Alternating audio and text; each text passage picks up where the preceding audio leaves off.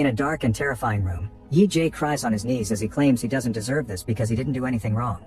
A mysterious woman suddenly shoots Yi-Jae and throws him off a plane, but even with a hole in his forehead, Yi-Jae opens his eyes. This all started 7 years ago.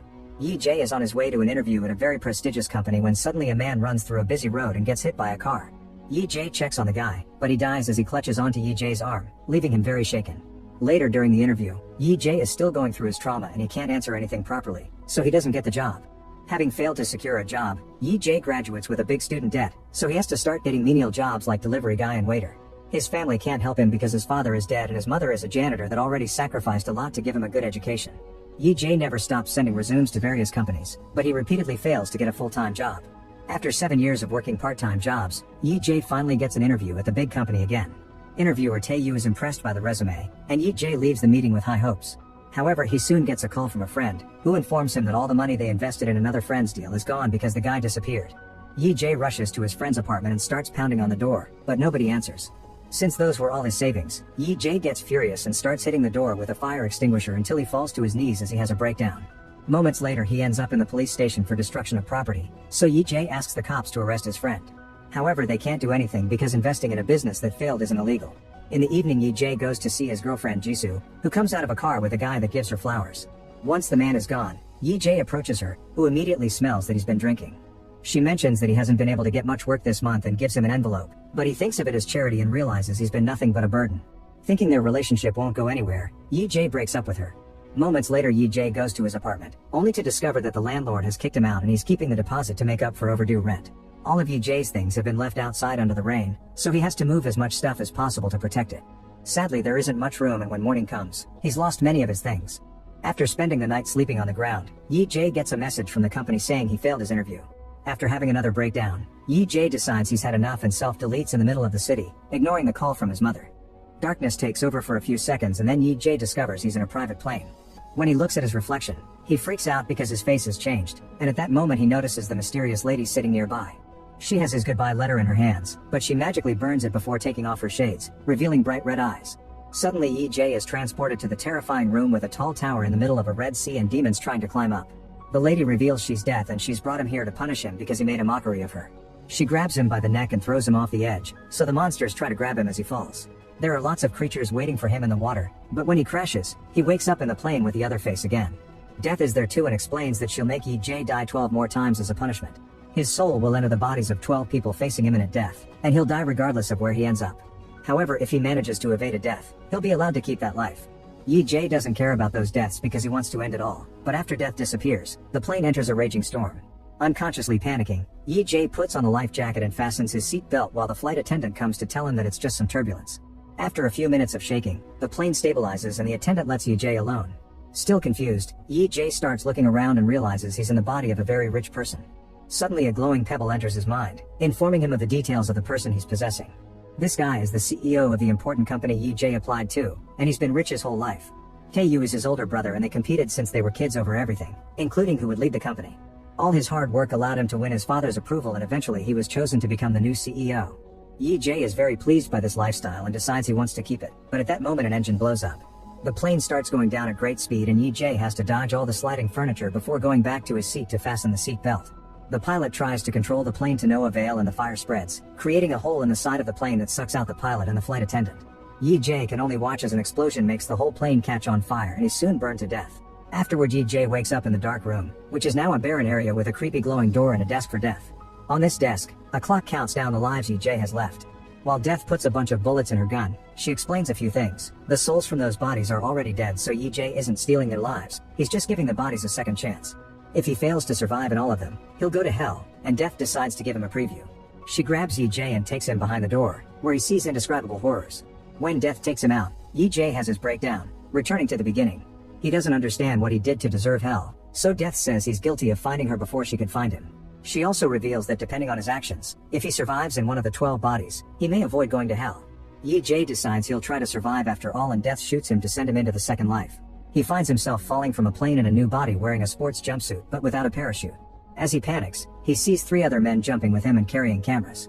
A man catches him to help him and at that moment, the glowing pebble enters his mind. This body belongs to an adrenaline junkier who loves extreme sports and has done lots of crazy challenges, earning him 4 Guinness World Records. Today he's doing a challenge that consists of diving without a parachute from 1,000 miles above ground to land on a safety net. The event is being transmitted on national TV, and if he pulls it off, his sponsor will give him $3 billion in cash. The memory of the sponsor shows a guy playing with a lighter. The idea of such money makes Ye-Jae want to complete the challenge, so he pushes the helper away and begins falling at great speed. The body lost the original soul but kept the abilities, so Ye-Jae is feeling confident and even excited. When he finally reaches his destination, he misses the net and lands on the ground, instantly dying. Ye-Jae appears in the dark room again, saying it's not fair to be considered a sinner because he didn't hurt anyone when he self-deleted. Death calls him selfish because he can't tell he did hurt people and shoots him to send him into the third life. Soon he wakes up in the body of a teenager at a school and notices a classmate laughing at the video of the death of the parachute guy. This tells Ye-Jae that all these lives belong to the same reality. He considers hitting him for it, but at that moment the glowing pebble reaches his mind. This teenager lost his father at the age of 5 and was raised by a single mother, who works hard to pay for his needs. The boy wanted to make her proud, but he hated coming to school because Jinsang and his friends kept harassing him with violence, robbery, or stupid pranks like throwing milk on him while recording him. However, he never told his mother this not to worry her. Eventually the boy felt like school became hell and his tormentors were demons, so he decided to self-delete. Ye-Jae realizes that to survive he only has to choose not to self-delete. At that moment Jinsang approaches him and reminds him to bring him milk before hitting him. Ye-Jae refuses to be a victim and chases after him to knock him down with a chair. One of Jingsan's friends tries to stop him, but Ye-Jae quickly subdues him before pushing Jingsan against the window, asking him to apologize. Suddenly someone knocks Ye-Jae down. It's Tae-sok, a very strong teen who immediately overpowers him and beats him down. Then he and his friend hold Ye-Jae down so that Jinsang can punch him too while the classmates watch in fear. At that moment the teacher arrives so everyone goes to their place, but after class, Jingsan and his gang catch Ye-Jae to beat him up again. Eventually even Tae-sok thinks it's too much and asks Jingsan to stop, but he doesn't care and keeps going. However, he finally stops when he sees the girl he likes watching them. Afterward Ye-Jae goes to the boys' home and is shaken to see the photos and notes of the guy's mother, making him remember his own. His mom would leave dinner for him and go to work, which tired her a lot, so sometimes Ye-Jae would join her to help her out in return. When the boy's mother comes home too, she notices her son has better manners, and Ye-Jae almost cries as he remembers his own mother again.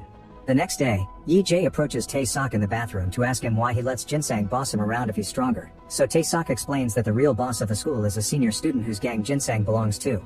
If they mess with Jinsang, then the older kids will destroy them. Later during lunchtime, Jinsang hits Ye-Jae again, so Ye-Jae retaliates by throwing his bowl of noodles on Jinsang's head. While Ye-Jae goes away, Jinsang orders Tae-sok to go after him, but Tae-sok refuses because he wants to eat lunch. He tells Jinsang to wash and everyone laughs while a flashback reveals that Ye-Jae told Tae-sok not to interfere because he had a plan. A humiliated Jinsang goes to ask his seniors for help and the gang soon comes to the classroom ready to fight. However, when the leader sees that Jinsang wants him to beat up a little wimp, the leader gets angry, calling Jinsang a coward for not being able to handle a small boy. He doesn't want his gang to be associated with cowards, so he grabs Jinsang and tells him to never approach them again. Proud of himself, Ye-Jae makes fun of Jinsang for his loss, and when Jinsang tries to hit him, Tae-sok hits him first. Now nobody in the school respects Jinsang anymore, and as he rushes out of the classroom, he discovers the girl he likes is with the senior leader. In the evening, Ye-Jae goes for a run and is almost hit by a truck, but luckily the driver stops just in time. Distracted by this, Ye-Jae doesn't hear Jinsang approaching him from behind to hit him with a brick to make him fall, then he proceeds to beat him up to death. Ye-Jae reappears in the dark room and yells at Death, causing her to throw him against the wall before stepping on his face and shooting him again. For his fourth life, Ye-Jae wakes up in the body of a hostage under interrogation. A group of dangerous men throw water on his face and ask him where he hid the girl and the money. When he doesn't answer, they threaten to stab his eye, so he announces he'll talk. However, the memories aren't back yet, so when he asks for a moment, the men threaten him with a hammer. Luckily, the glowing pebble finally shows up and Ye-Jae learns this body belongs to a criminal organization with clients all over the world. They work as fixers, meaning they'll solve a client's problem through any means necessary, which may include murder. One day he fell in love with his boss's girlfriend, and when she mentioned wanting to escape from this life full of crime and abuse, he offered to run away together. He stole 10 billion from his boss and hid them in a safe place, but on his way to meet with the lady, he was captured by his co-workers.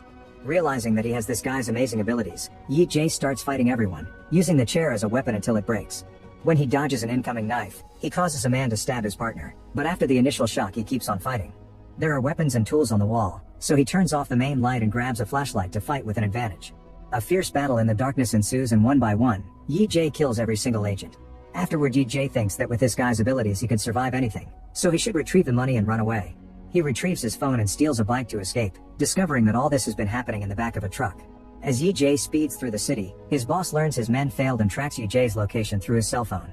That location is then sent to all the hunters in the area, promising a juicy reward if they catch Ye-Jae. Soon a chase begins through the city bridge and the agents open fire on Ye-Jae, who dodges everything and hides behind a truck. Once he manages to appear behind the agent's cars, he uses the bike to disarm a guy, then he starts driving like crazy. The other hunter misses his shots and hits cars instead, causing lots of crashes. The truck that captured him also shows up and tries to block the bridge, but the cars crash against it and cause an explosion that EJ simply jumps over. After leaving the bridge, a bunch of bikes and a police car start chasing him too. When he's about to reach a dangerous avenue, EJ speeds up and causes a bunch of vehicles to crash, blocking the way for the cop and a few bikes. There are still a few bikers following him and more enemy cars blocking the streets, so EJ enters a mall and speeds up until he's in the center surrounded by enemies. At that moment he notices an elevator, so he goes inside and closes the door right before another bike could hit him. When he reaches the roof, he makes a big jump and lands in a party pool, where his phone stops working. Now the enemy can't track him anymore. Then EJ goes to meet with the woman at the pier. She immediately hugs him and EJ senses how much the guy loved her. EJ tells her where the money is so they can head there, only to be suddenly shot by her, revealing this was her plan all along. Once again EJ wakes up in the dark room, finding Death laughing at him. However, he isn't bothered because he didn't give the woman the exact location of the money, so he plans to retrieve it during his next life. When Death shoots him, EJ's fifth life starts in juvie.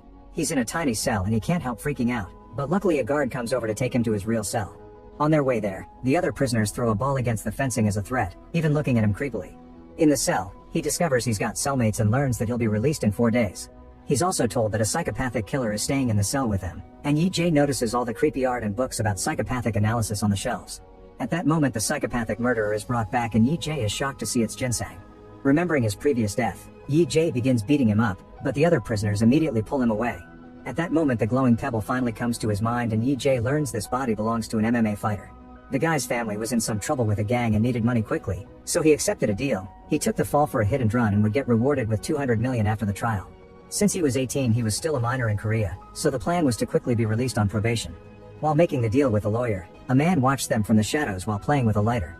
The guy turned himself in with a fake confession, but sadly during the trial, the woman who was hit died, so the judge sentenced him to 2 years of imprisonment for manslaughter. Later when the lawyer visited him in prison, the guy asked for 2 billion to keep quiet or he would tell the police everything. Another memory shows EJ the arrival of Ginseng and how he said a bunch of creepy but dumb things as if he was pretending to be a psychopath to scare the others and be in control. Back in the present, EJ starts laughing as he realizes Ginseng isn't a psychopath, he's here because he killed the high school boy. EJ begins slapping Ginseng as he calls him out in front of the others, telling them the truth. Ginseng is too afraid to deny it and the rest of the cellmates beat him up for revenge. When they get time out in the backyard, other prisoners start bothering Ginseng too, which EJ finds very satisfying. Later the group has carpentry lessons and a prisoner shoots the blade from his saw at EJ, who dodges just in time. The blade ends up bouncing on the wall and killing another guy instead. EJ yells for help and after the guards take the injured man away, all the other prisoners grab some tools while telling EJ that the lawyer wants him dead. Ji-young immediately rushes out in fear before a fight ensues, and EJ gets to enjoy the body's amazing MMA fighting skills. With quick and precise strikes, he fights all the prisoners at the same time, knocking them down one by one with a combination of punching, kicking, and using any object in the room. At that moment Ji-young comes back with a crowbar and EJ realizes he wanted to help, so he decides to befriend him. That night, EJ finds Ginseng in the washroom sharpening a tool to kill him. After punching him, EJ considers killing him first, but that would get him more jail time. Instead he decides to traumatize Ginseng by saying he sees the ghost of the dead schoolboy, sharing details of his previous life that only he would know. When he says the ghost will haunt him forever, Ginseng ends up wetting his pants in fear. Eventually the day of EJ's release finally arrives and before leaving, he gives Ginseng some milk, saying it was sent by the ghost. Outside the lawyer is waiting for him with the money but EJ turns it down, telling him he wants to live a clean life from now on. Sometime later, he makes it to the pier and finds the money he hid in the other life, unaware someone is following him. Now he's ready to start a new life, so he rents a room and takes a nap. He wakes up when he feels his mother touching his face, but it turns out to be just a dream. At that moment his phone rings with a call from the mom of this body, so a crying EJ accepts to visit her soon. Later at the station, EJ separates the money into 2 bags and puts one away in a locker, which will be confiscated if he doesn't return after 4 days. When he arrives at his hometown, EJ gets attacked from behind and stabbed by an old man who turns out to be the father of the victim of the hit and run. He had been furious that the killer could get away with just 2 years because of his age, so he came looking for revenge. EJ apologizes and tells him he didn't do it, but at that moment they hear footsteps and the man runs away. Suddenly Ji-young shows up and runs to help him, only to suddenly take out a knife too. The day of the fight, he'd actually gone out to look for a weapon to kill EJ for the lawyer's reward, but when he came back it was already over so he pretended to be a nice guy. EJ tries to buy him off, but Ji-young doesn't believe he has money and proceeds to stab him multiple times. Soon EJ dies while the phone rings with a call from the mom. Once again, EJ wakes up in the dark room and only exchanges a few words with Death before he gets shot again. To his horror, he discovers his 6th life begins as a baby. He starts crying in the middle of a restaurant, so the mother apologizes to everyone and takes him to her car. There she shows her true face, angrily throwing a tantrum and yelling at the baby for being an annoyance. Because he's in a newborn body with no memories, the glowing pebble never comes. The mother takes the baby to her home and carelessly throws him on the couch, where he's gently picked up by the father. Yi-jae thinks the man may be nicer, but soon he shows his true face too. He brings over expired food, and when Yi-jae refuses to eat it, he starts yelling and insulting him too. At that moment a cop arrives with a social worker, who has received a report about a potential case of abuse. They come inside and try to check on the baby's body, but the father interrupts them to show them his business card, proving he's also a social worker for child welfare. The duo apologizes for the misunderstanding and leaves, so now the mother is furious and drops the baby on the floor to then kill him with a pillow. When he appears in the dark room, Death explains that sometimes not even babies get a chance, so Yi-jae shouldn't take life for granted. Then she shoots him. Yi-jae's seventh life starts outside the train station, and using the phone in his pocket he notices his locker is about to expire. He rushes into the station as he bumps into a bunch of people and makes it to the lockers right before the employees open them.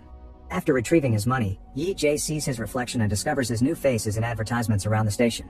The glowing pebble reaches his mind and he learns he's in the body of a model who was popular since high school. A modeling career came easy thanks to his looks, and now he has lots of money because of it.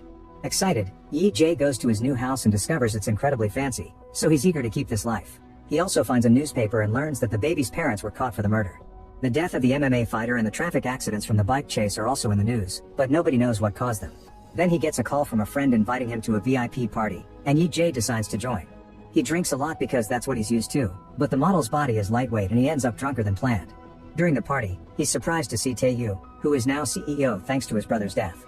The next morning, Yi-jae oversleeps because of his hangover, so the brother he has in this life has to come to wake him up. The guy is going to the USA for a week and the model had promised to take care of his cafe, so now Yi-jae has a new job to do. During his first work day, Yi-jae already considers closing the cafe after his brother leaves. However, he gets a big shock when sees Jisoo come inside. Staring in awe, Yi-jae remembers all the special moments together and the day they met, which happened when the wind blew away Jisoo's papers and Yi-jae found them. Yi-jae is very nervous when he gives Jisoo her order to the point his hands are shaking. His brother explains she comes every day to work and stays until closing time, also that she's a published author. Curious, Yi-jae searches her name on the internet and discovers she won a writing contest and got a publishing deal. When she received her prize, she thanked her boyfriend for always believing in her. The envelope she tried to show him that day hadn't been pity money, it was her prize. Feeling guilty, Yi-jae rushes to the bookshop to buy Jisoo's book because he remembers her saying she put her personal experiences in her stories. As he reads the novel, he discovers many of the story beats match their moments together, like the day he was jealous of her coworker and they told "I love you" to each other. As he cries, Yi-jae also sees that the bookshop sells the fancy pen that he promised he would gift her one day. He did buy the pen in secret and engraved her name on it, but it got lost when he was moving all his things under the rain. Later at the cafe, the guy that he saw the other day with the flowers arrives with a woman and a little girl that calls Jisoo auntie. Feeling like an idiot, Yi-jae realizes this is Jisoo's brother, and decides to keep the cafe open the whole week just for her. The next day, Yi-jae takes Jisoo's order with less anxiety and gives her some cake on the house, saying he's a fan of his book. He also pretends he has an idea for a story, telling him about Lady Death and all the lives he's been going through as if it was happening to the character. Then Yi-jae asks her to sign her book and is shocked to see she has the engraved pen. It turns out his mother picked up all his things after his death and gave Jisoo the pen after the funeral. During the next few days, Jisoo keeps going to the cafe and Yi-jae sits down with her to chat for a while. One evening, Jisoo wonders why the protag of the story hasn't visited his mother yet, and Yi-jae says it would be too painful. Soon after she leaves, Yi-jae sees police cars pass by and hears from a client that a regular customer was caught in an accident. Assuming the worst, Yi-jae runs down the street and screams when he sees the blood on the street, so the cops have to hold him back. At that moment Yi-jae sees Jisoo among the crowd and calms down. Jisoo approaches him to thank him for caring so much and shares that she felt the same when she got a call about her boyfriend's death to the point she had a breakdown in the hospital's reception. The next day, Jisoo visits Yi-jae's resting place and cries as she says she misses him, which is seen from afar by Yi-jae. After she leaves, Yi-jae dares to approach his own memorial, only to suddenly bump into his mother. Pretending he's here for another person, Yi-jae leaves the room, not daring to talk to her. He watches from afar and sees her clean the memorial before running to the restroom to cry her heart out. Not being able to take it, Yi-jae runs outside and has a breakdown. Later Yi-jae writes a letter to his mother pretending to be a friend, saying that Yi-jae left her some money after his death. He goes to his old house and leaves the letter with the bag of money from his other life, running away fast after seeing his old pictures. On the street, a sign suddenly falls from its hinges and falls on Yi-jae, instantly killing him, but it turns out to be just a dream. The next day after another afternoon of chatting with Jisoo, Yi-jae offers to walk her home, remembering the times they used to walk hand in hand. Overwhelmed by emotions, Yi-jae finally confesses the whole truth to her as some flashbacks show how Jisoo's office co-workers would make fun of her for dating a waiter. However, Jisoo would introduce Yi-jae proudly to them, not letting them insult their relationship. Yi Jae apologizes to Jisoo for leaving her, but before she can react, they're suddenly hit by a fancy car. Jisoo dies instantly, but Yi Jae is still alive and sees the face of the driver. It's Taeyu. Yi Jae realizes he's the guy with the lighter and he's been connected to every life he's gone through. The lawyer is also in the car, but he runs away when he sees the bodies, and when Taeyu sees Yi Jae is still alive, he puts on gloves to finish him off. Soon Yi Jae wakes up in the dark room, and he's so furious that he rushes to take Death's gun and shoots her in the head. Make sure to subscribe and turn on notifications so you can watch more videos like this. Thanks for watching.